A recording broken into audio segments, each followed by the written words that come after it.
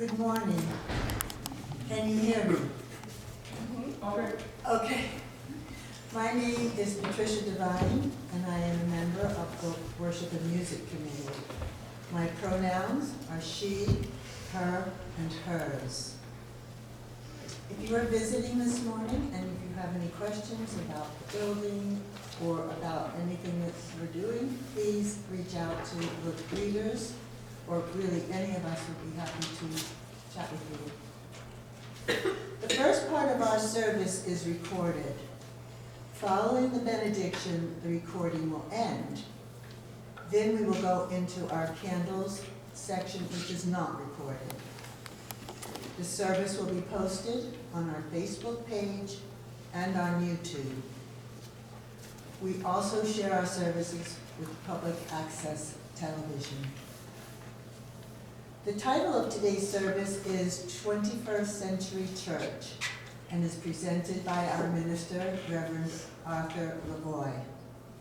Our technical director this morning is Linda Harding.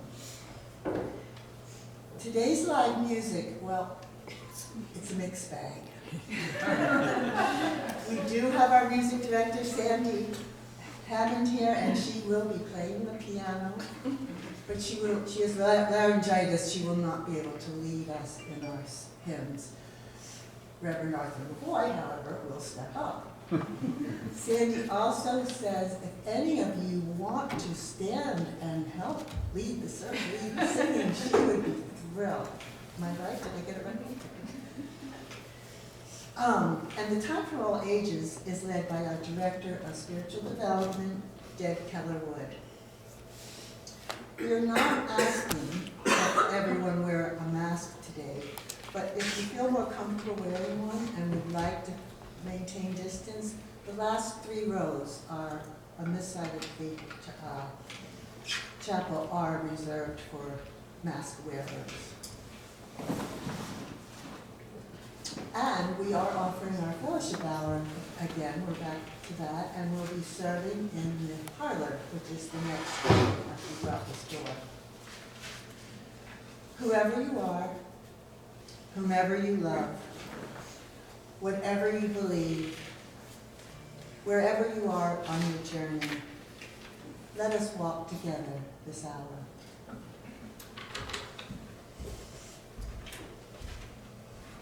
Good morning, everyone. I'm the Reverend Arthur Lavoie. I want to make a special welcome to those who are watching us online, on YouTube, Facebook, or one of the public access TV stations. We are so happy to have you as part of our First Parish Plymouth community this morning. If you have any questions, our website is firstparishplymouthuu.org. And you can contact me, contact our church administrator, or find out more information about us through that venue. You can also, if you like, make a donation to the church through our PayPal account, and there's a button on the website for that. And a couple of quick, or at least one quick announcement. Right after the children leave, Amy will be speaking to us for a couple of minutes, and I just wanted, that's not in the order of service, and I just wanted to let folks know. During the month of March, we generally have testimonials while we conduct our pledge drive. Thank you all very much. It's great to see all of you here with us this morning.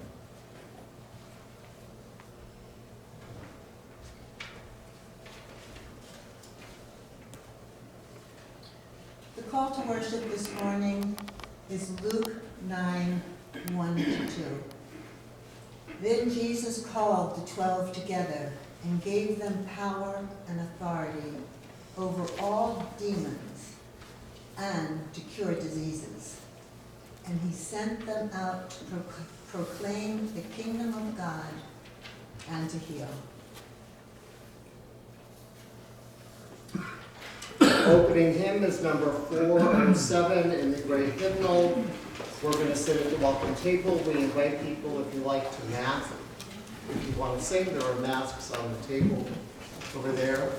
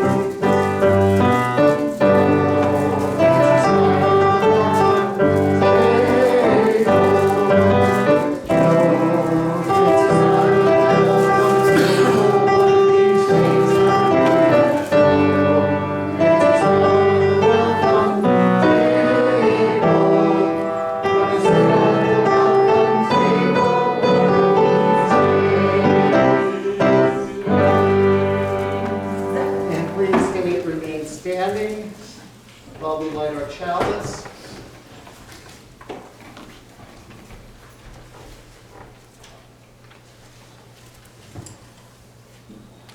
And join with me in the chalice lighting words. Love is the spirit of the church, and service its law. This is our great covenant, to dwell together in peace, to seek the truth in freedom, to speak the truth in love, and to help one another. Please be seated.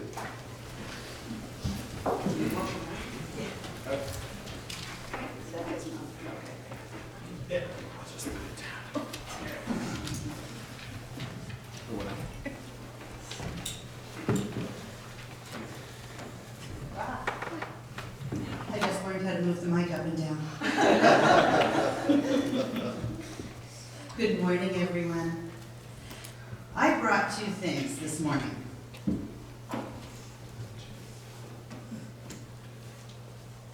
What are they?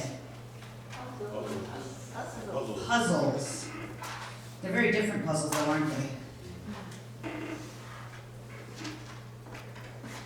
This morning, when I was thinking about talking about church in the century of 2100, I thought, puzzles. Puzzles have lots of pieces, right? Are they easy to do? Sometimes. Are they hard to do? Sometimes. Is it sometimes easier to do it all by yourself? Yes. Would you like to think about that answer? And is it sometimes easier to do it with a bunch of people? Yes. Yeah. Are all the puzzle pieces the same? No.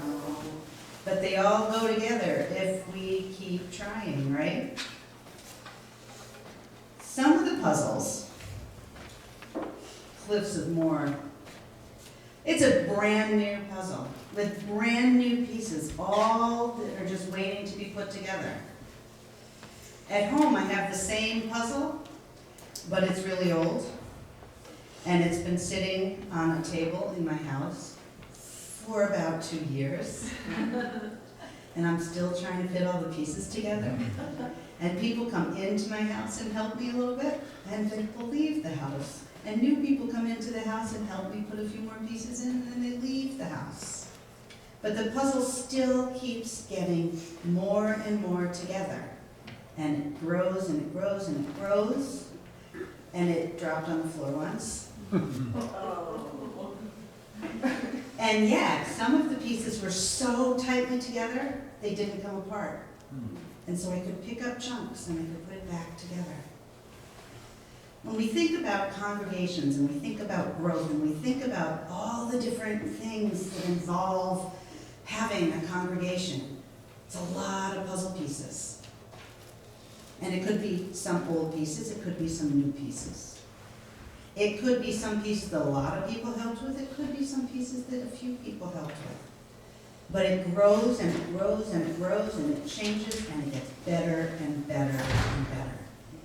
And so as we start talking about what our congregation looks like, what our faith looks like, what our own spiritual development looks like, let's really try to let all those pieces come together and grow. And now I'm going to take the children up, and we're going to finish this puzzle today. No, we're not. Don't worry. Let's go on our journey of learning and discovery.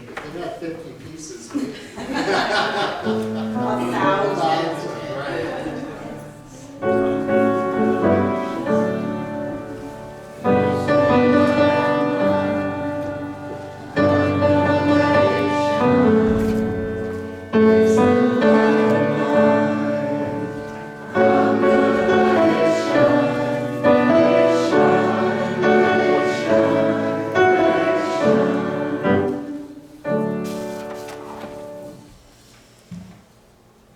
So many of us know Amy Palmer, who has taken on many, many different roles in her time in this congregation. Yeah, we'll move it up. But currently she is the chair of our finance committee and wants to offer us a few words today. Or I asked her to offer us a few words today, is more correct? Yeah. Sorry, it's the, all right. Okay. And I had in my head, I was gonna print this out and then take some more notes and write some more things. And when I woke up this morning, I was informed that my office had been taken over by 4 16-year-old boys that were sleeping in. So we'll see where this goes. So I was asked, like Reverend Arden said, I was asked to give a testimonial on why, like starting off the pledge drive, why do we pledge, what is it about First Parish that brings us here? And I was saying to Bob that every time I go out running, I've got this amazing thing to say in my head. I've got all these great ideas, and as soon as I sit down to put them down on paper, they're gone. So I'm kind of winging it. So to start, I want to ask everybody a question. So how many people here were raised in a church? So pretty much all of us. How many people were raised in the UU church? So just a small handful. So when you guys were here, and when you were raised, if you weren't raised in the UU church, or even if you were, was there a point in your life where you were like, you know what, I gotta take a step away. I gotta go take a little break from church. I know Yes. I did. So for me, when I was raised in the Catholic Church. I think, how many of us are raised in the Catholic? Yep. And the thing that I loved about Catholic Church growing up was there was a ritual, and there were rules. You had to follow the rules. There were consequences if you didn't follow those rules, and those were some tough consequences. But you knew where you stood. You knew what the rule was, and you would go and I loved being able to be around people that thought like I did. So that was really comforting to me to be able to go on Sundays and sit down with people that I knew pretty much had the same belief structure as me. And I was all in on the Catholic faith. Like, I was all in. And I would say it was college that kind of was like, wait a minute, I'm not sure about this. And even I was part of this group, I went to UMass Amherst and we were part of a group that was called AWARE, Allies Working Against Racism Everywhere. And this was in the early 90s. And as part of that church, as part of that group, we went to the UU church in Northampton. And I walked in and I was like, this might be where I need to be. So that was my first, well, I did have a friend that grew up UU, but having been raised Catholic, I was taught that that was wrong. We were, anything other than Catholicism was not the way to go. So when I thought about a UU church, that is very much different than a Catholic church. So when I went to the UU church when I was in college, I was like, okay, I think this might be where I want to be. So when I came to Plymouth, my husband Joe and I moved here 20 years ago in November. And New Year's Day, I came in a big sanctuary and I sat way in the back, hiding, because that's what Catholics did. You hid in the back and you didn't talk to anybody. And Diane Zola and Frank Robinson found me. So I was a little like, okay, and I went a couple more times, but then the following New Year's Day, I came back and I was hooked. And that's what brought me here. So I want to know who has a story to share about what brought them to this congregation? Does anybody want to share what brought them here? Go ahead, Chris. Divorce. Major life changes. Yeah. Yep. Yeah, Ron. We were moved down this way from Weymouth, and we went and visited local UU churches. Mm-hmm. This is the only church where someone came over at coffee hour to talk to us, Okay. and that was Conley Pierce. Yep. Diane, did you have a? Well, children brought me back Yep. to a fellowship. Yeah. And Marcus? Wedding freedom.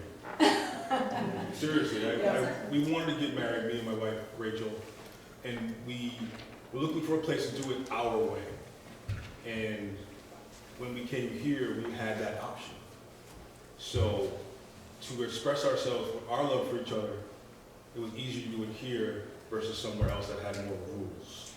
And I know so when I also got married in the UU church, and my husband Joe and I, we were raised in a very similar Irish Catholic world, and everybody just assumed that was our path. And when we were together and we knew it was permanent, and I would say, I can't get married in the Catholic church. Like there's very specific things you sign up for in a marriage in a Catholic church. And I was like, I can't start my marriage in a way where these are the rules and this is what you have to follow. And I'm happy for anybody that can find the place that they belong into. I don't mean to be like, I don't want to be like, oh, down on Catholic. Like, there's a lot of people that really find comfort in that religion, and I don't find anything wrong with it. So when we went to the Unitarian church, and we got married, the one in Barnstable, but I remember telling my aunt, she's like, oh, you're going to get married at St. Patrick's in Falmouth? And I was like, oh, no, I think we're going to go to the Unitarian church. Her response, she's like, Unitarians, they don't even believe in God. And I was like, well, some do and some don't. It's okay. And it was one of those things where it was kind of like, oh, geez. For me, coming to this congregation, to find people that supported the way I felt and thought in very similar ways, I really needed that. I needed to find something that I could identify with, meaning like, hey, there's this whole community of people that think it's okay if you believe in God or if you don't believe in God, or people that want to do good for, and my spiritual thoughts are constantly evolving as to what I believe. But here I am, 20 years later, still with the same people with all these different thoughts, but knowing that everybody here can really support what we believe in. And I think about all the people who I've met in this congregation, and some are here and some aren't. Some have kind of done a pop-in, kind of looking for something, and I met them and we've become friends, and we have this, and maybe this isn't the place for them now, in and out, whatever you need to do. But I think about how much I've benefited from everything that this congregation has produced, whether it's people or events. Like I think about the all of the things we've done. This summer we signed postcards for to kind of try to make some political change in areas that might not be along the same progressive thoughts as we are, which I thought was awesome to be able to sit down. Friday night we fed the unhoused people over at the congregation I looking around at all the people that contributed to that kind of stuff. Think about all that we did with the immigrant population when we had those families kind of put in hotels in Plymouth suddenly and they needed support, and we were there. I want to say this congregation, with the amount of food that we raised and the financial donations, it was like over $1,000 we were able to contribute to that one group because of what we do and because of how we feel. I think about the standouts during the 2020 election. I know Chris was one of the first people that kind of stood out with the So he always tells the story, I don't want to take your story from you, Chris, but there was like a small group of college kids, like maybe 4 or 5, standing across from a big Trump rally. Couple of them are Some high school kids. So, and Chris saw them, and he stopped and said, "Can I join you?" And then that's where Chris got involved. And then, you know, it gets bigger and bigger, and then we're all there. And I don't know how many people had taken any time to stand up on the hill, but every time I went, I would see people I know from church. I say that to my mom all the time, like, I was raised in a world where you kept your head down and you did what you needed to do and you didn't cause waves. Obviously, I'm not a huge fan of that kind of mentality. But I always say to my mom, "Oh, I'm gonna go over to a protest." I'm like, "I know they'll be friends from church." You know, like, I know everybody will be there for that kind of stuff. And I think about one of the, and I don't know if you guys, I saw this brochure, did everybody get that? Look at how much fun we have. Look at how good we are. Like, I love these pictures. I'm like, this is so much fun when we see these pictures, because this really is what we do. I think about, like, what I said in my blurb in the brochure. It's all about kids, to me, to be able to have, like, seeing the kids come from being born to being adults. It is amazing, and I think about my own 2, and I know Will doesn't like me to tell this story, but I'll tell it anyways. So one time when he was, they're teenagers, you don't see them often, but when Will was maybe in 2nd or, no, I think he was like in 4th or 5th grade.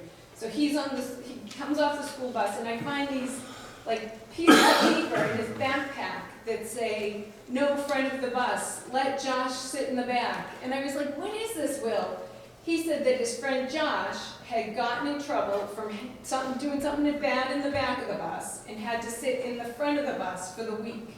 So Will sat beside him and held up these protest signs. And didn't, you know, like he didn't want, and he said he hid them in his backpack because he was afraid I would get mad. And I was like, "What? You're silently protesting something you think is unfair and injustice? I'm so proud of you, Will." You know, like, and that to me, I mean, they don't, you know, and even Kelly this year, she's writing college essays, and one of her college essays was about the church community and how we're all here to support each other.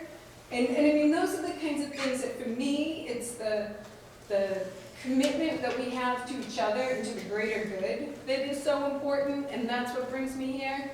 And then when I think about pledging, the thing that is the most important to me is that we're here, that this community is here for people to come in and look around and see, like, even though, you know, we're not huge, or you don't have to come every Sunday, we're here to support this thought, these ideas, these progressive ideas to bring us all the greater good into the future.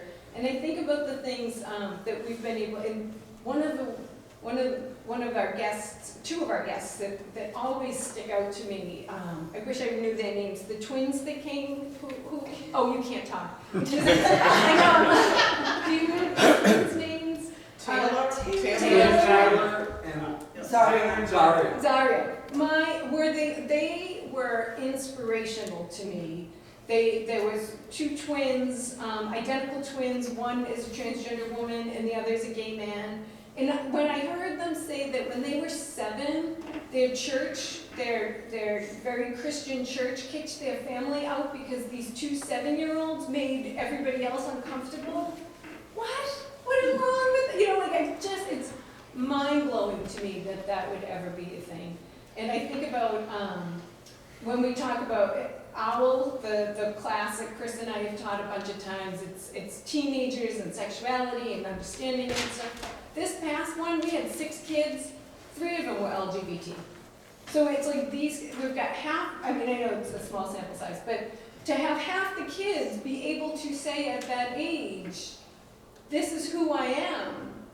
I mean, and then so I know I gotta wrap it up because I can talk about how great this church is all day. But, I didn't have to write a sermon. I did. The thing with pledging, and this is the thing we really should think about, is We wouldn't be here if the people before us didn't put a whole chunk of money away to be able to support our mission long-term. And that's the endowment, and we need to think more about how we can pledge a little bit more to keep our endowment there for future generations. Because, you know, we'll come and go, people come and go, to be able to have this congregation to be here to support our mission, that is the most important thing. So as you get ready to pledge and think about what has this congregation brought to my life, think about what can this congregation bring to future generations and all the other parents that need to come in and know that their kids are here to be supported, or adults that feel supported to be able to come in here and say, I'm not alone with my crazy liberal thinking. So, thank you guys.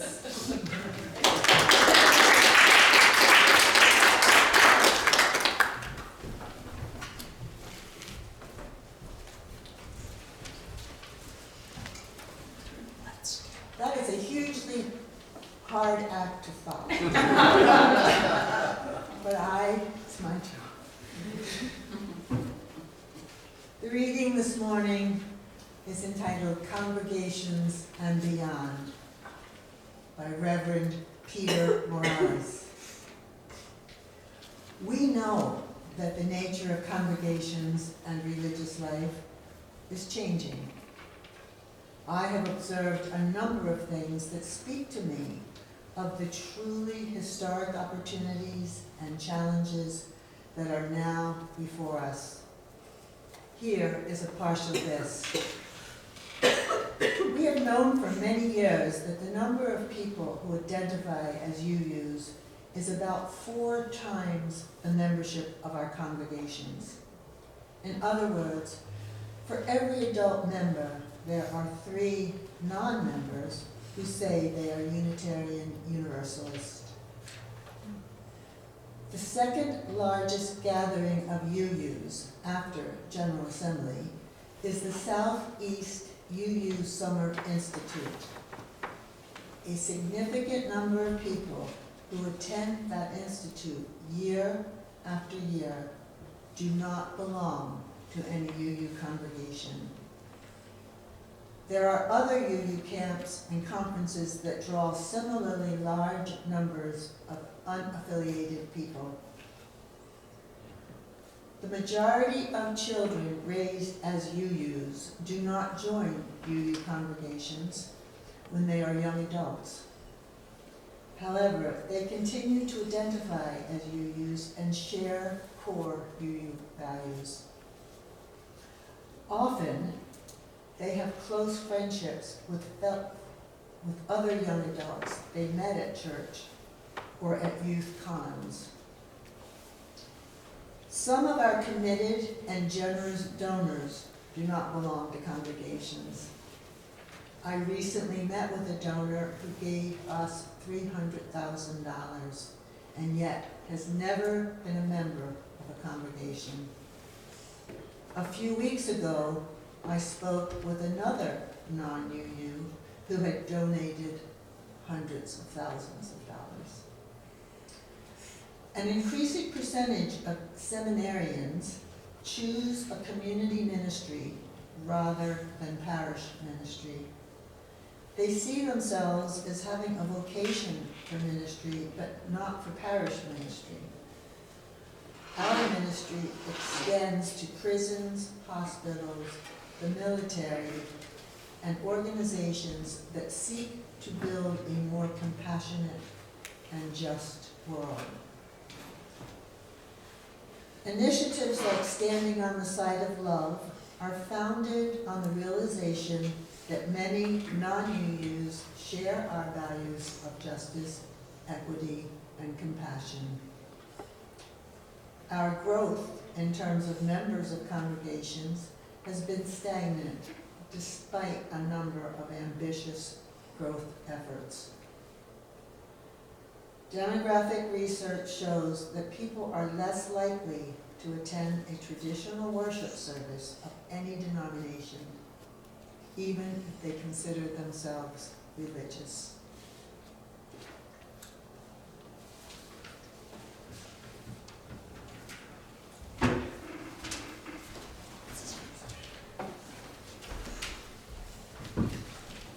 So we are, Sandy's lost her voice, so we're gonna go right into this morning and skip the musical reflection. But some of you may have heard Swimming to the Other Side by Hammond. That was what we were going to use. And Peter Morales, the author of the reading that Patricia just did, wrote that, I guess, about 10 years ago when he was president of the Unitarian Universalist Association.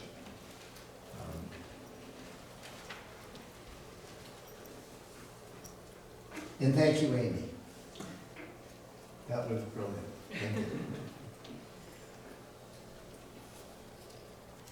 A lot has happened since Jesus paired up the disciples 2,000 years ago and sent them out to cure diseases, cast out demons, preach, and heal, hasn't it?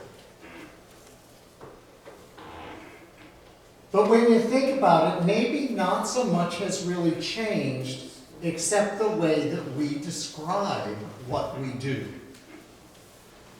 We still preach. We still heal.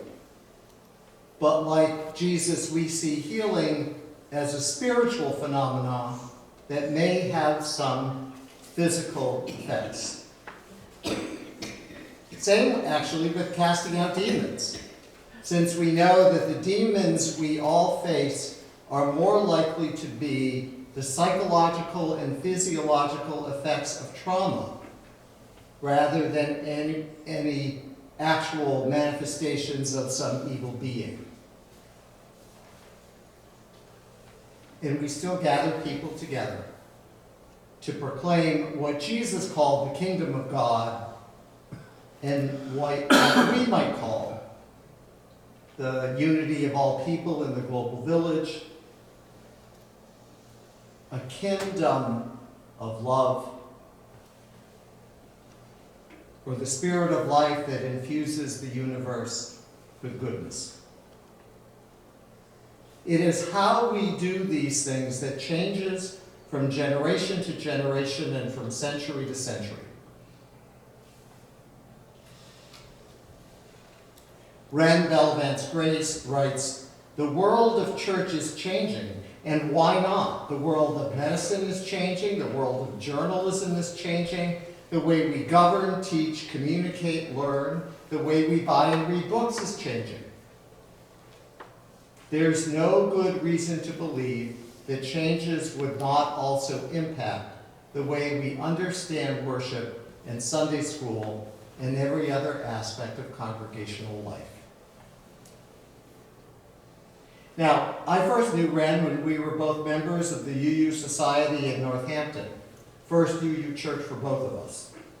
She became involved in religious education and children's programs and is now on our UU Northeast region staff that supports and consults with our congregations. In her paper, she quotes a book that says that every 500 years, give or take a decade, there is a radical transformation that remakes faith traditions in the Western world. In 1517, Martin Luther nailed his 95 Theses on the cathedral door. He was advocating for transformation in the church when he did that. He had no idea the kind of outcomes that would emerge from the stance he took. Now, 500 or so years later, we're doing the same thing again.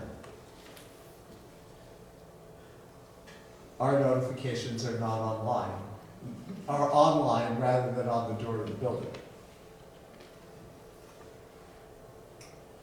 Often the most asked question in church circles in the late 20th and into the 21st century has been, how do we get people into the pews on Sunday mornings? Ren suggests, and I agree, that this is the wrong question, that our focus on the numbers of people in the pews, the number of children in religious education programs on Sunday mornings, That's the wrong question.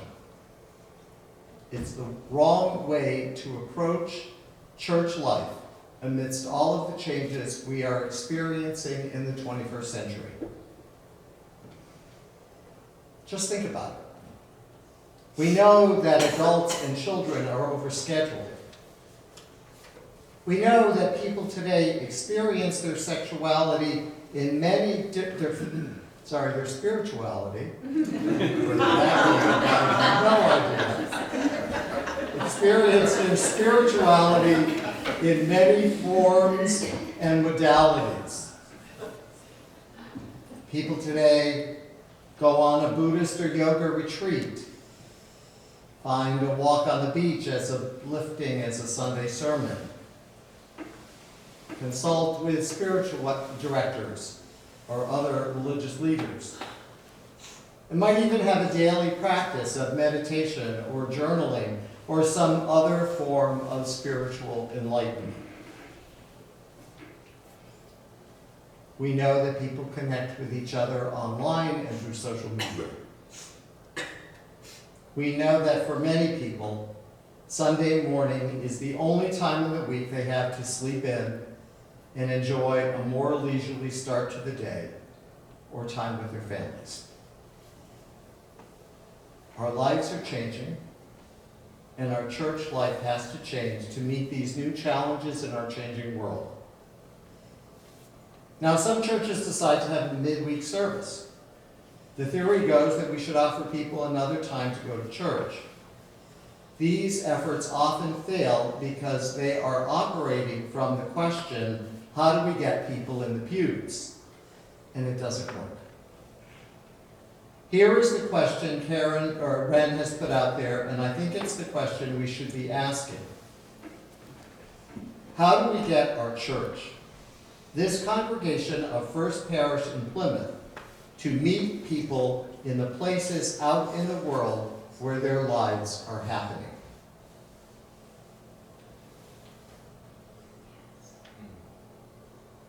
Think about that. Now I want to take us back 3 years, to March of 2020.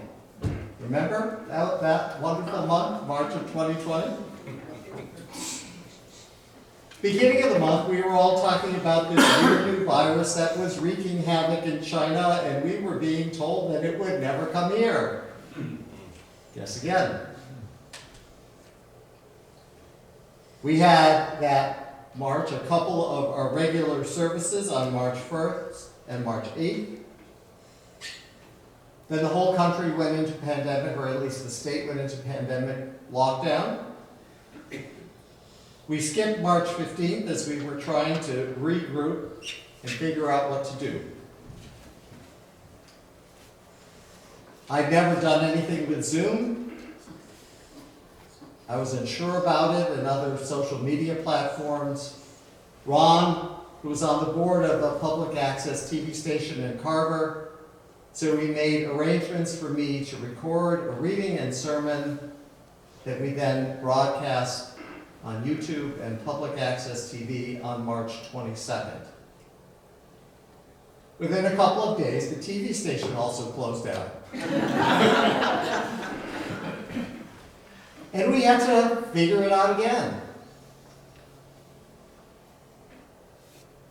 Thanks to Paul, I wish he were here, to get acknowledged. Thanks to Paul's knowledge, support, and technical wizardry, we were able to put together wonderful services broadcast on Zoom for the next year and a half.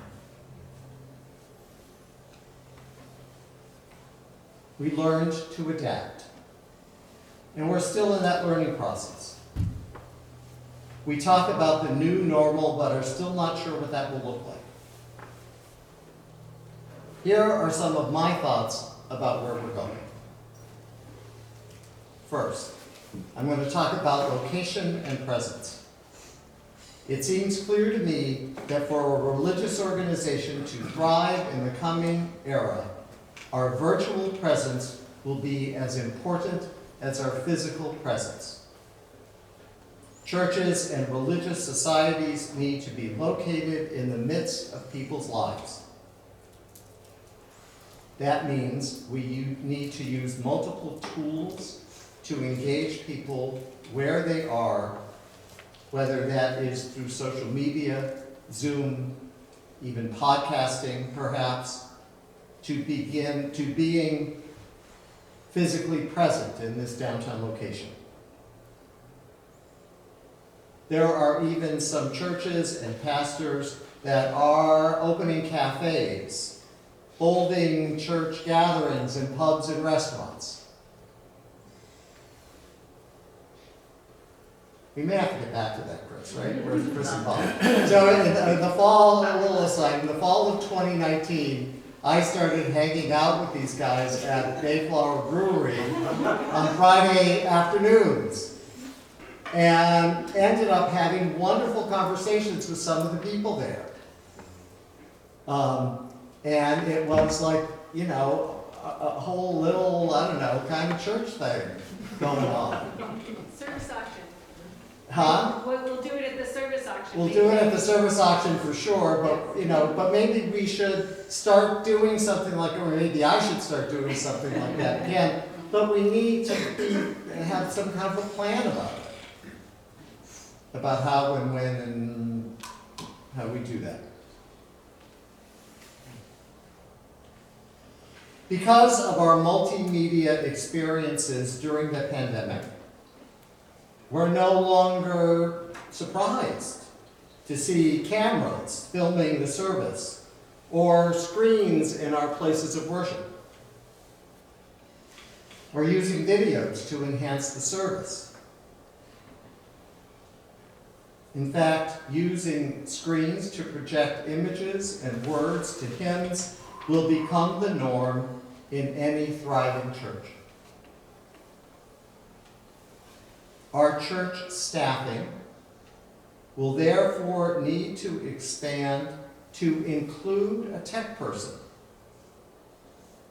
someone to teach those Luddites among us, myself included, how to use all of this to reach people where they are.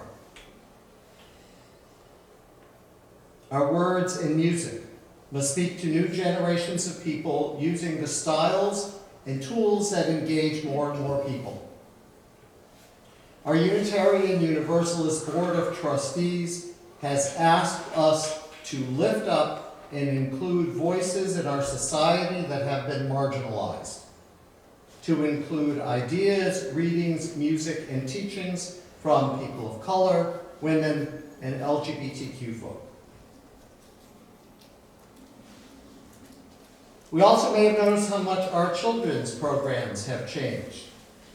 We used to call it religious education, where children attended every Sunday and teachers used a curriculum that followed from one class to the next.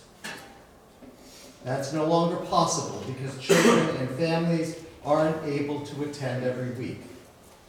We now talk about spiritual development or spiritual enrichment, and each of the classes needs to stand alone within the context perhaps of a larger theme.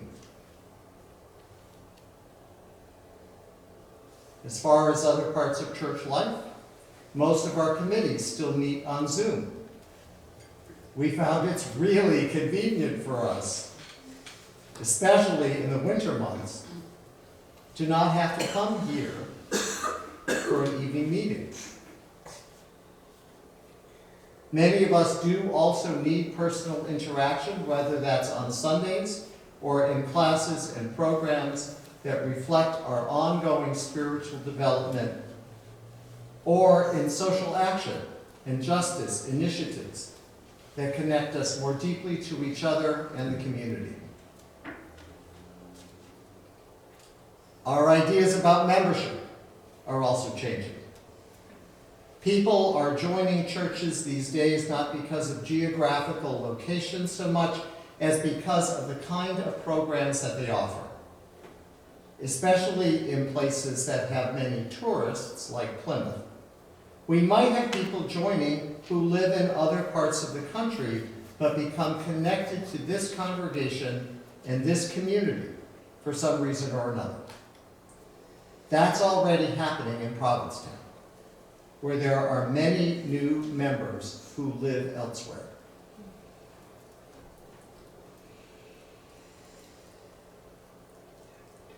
All of this new stuff in our daily lives and in our church life can make us uncomfortable, can make us uneasy. But we have learned during the pandemic to be a bit more vulnerable and nimble, to try some things, to take some risks, and to review and rethink when things don't work. Then we have to shift some of the ways we do things and some of the ways we think about membership. And there's so much more that I haven't even thought of or had a chance to write down here. Wren's paper suggests the following points of trajectory: that our religious organizations and churches need to be mission-driven, that there needs to be a focus on family ministry and full life learning, and there needs to be faithful leveraging of technology.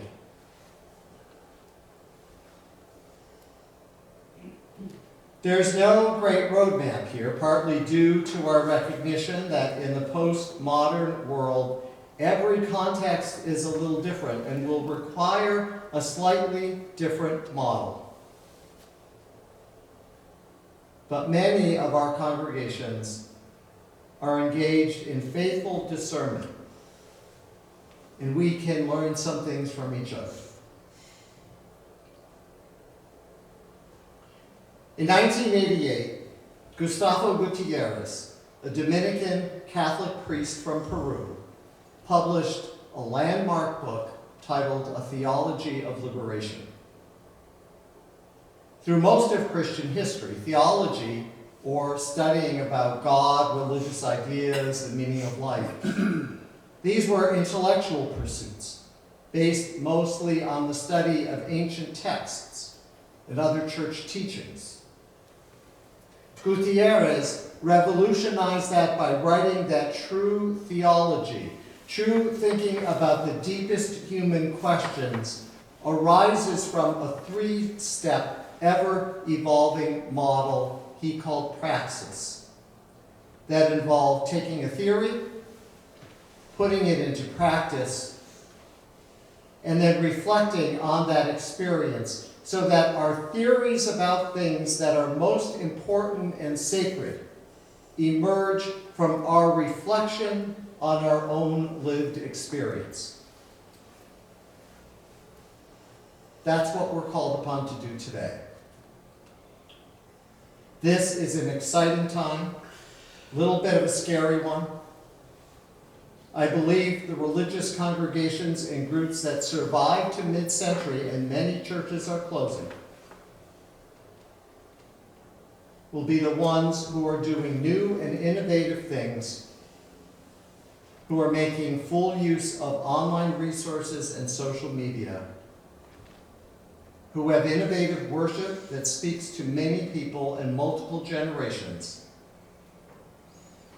who have many community partners and social justice programs that engage people throughout the community.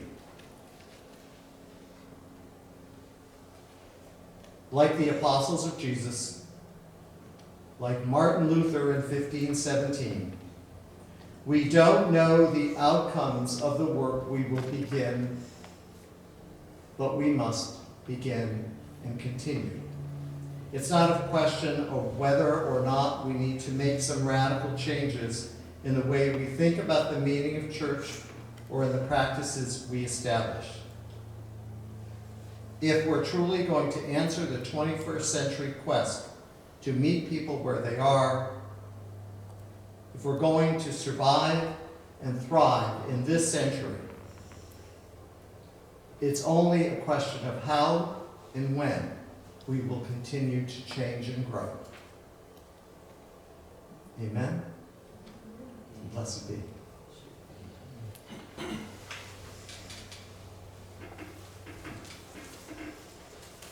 So, our closing hymn, Come and Go With Me, right? Number 1018 in the teal hymnal, Come and Go With Me.